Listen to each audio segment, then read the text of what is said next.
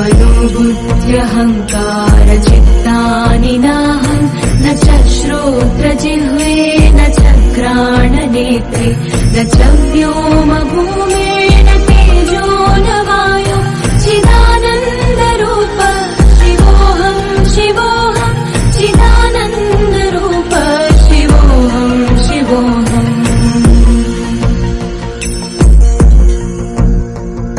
न च प्राणसंज्ञो न वै पञ्चवायु न वा सप्तधातुर्न वा पञ्चकोश न वा पाणिपादौ न चोपस्थपायु चिदानन्दरूप शिवोऽहं शिवोऽहं चिदानन्दरूप शिवोऽहं शिवोऽहम् निर्देशरागौ न मे लोभमोहो मदो नैव मे नैव मात्सर्यभाव न धर्मो न चार्थो न कामो न मोक्ष चिदानन्दरूप शिवोऽहं शिवोऽहं चिदानन्दरूप शिवोऽहं शिवोऽहं शिवोऽहं शिवोऽहं शिवोऽहं शिवोऽहं शिवोऽहं शिवोऽहं शिवोऽहं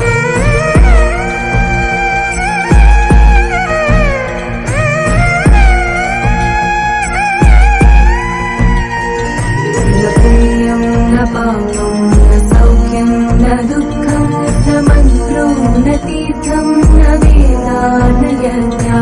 अहं भोजनं नैव भोज्यं न भोक्ता चिदानन्दरूप शिवोऽहं शिवोऽहं चिदानन्दरूप शिवोऽहं शिवोऽहम् न मृत्युर्न शङ्का न मे जातिभेद पिता नैव मे नैव माता न जन्म न बन्धुर्न मित्रं गुरुर्नैव शिष्य चिदानन्दरूप शिवोऽहं शिवोऽहं चिदानन्दरूप शिवोऽहं शिवोऽहम्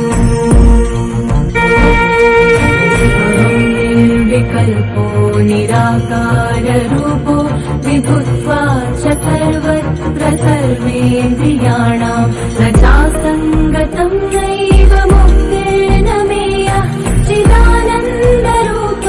शिवोऽहं शिवोऽहं चिदानन्दरूप शिवोऽहं शिवोऽहं शिवोऽहं शिवोऽहं शिवोऽहं शिवोऽहं शिवोऽहं शिवोऽहं